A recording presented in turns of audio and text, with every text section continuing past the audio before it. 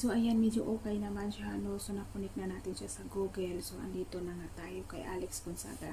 Ayan. So, nanonood din si Alex Gonzaga. So, ayan guys, i-update ko kayo if mayroon siyang problema or wala. So, ibig sabihin guys, hanggat hindi ako tawag nito, hindi ako nag-video about sa Chromebook na ito is okay pa siya. No? So, tandaan lang natin yung araw na ito guys. September 27, 28, basta mga ganun guys, no? Kasi ano na dito nagtuto na ng madaling araw, and then dahil kanina ay Friday, so lagpas na kasi tayo ng 12 AM guys, no? So nag-change na siya ng date. Kailangan ko na siyang i-check in case man may problema is kaya natin siyang ibalik, no?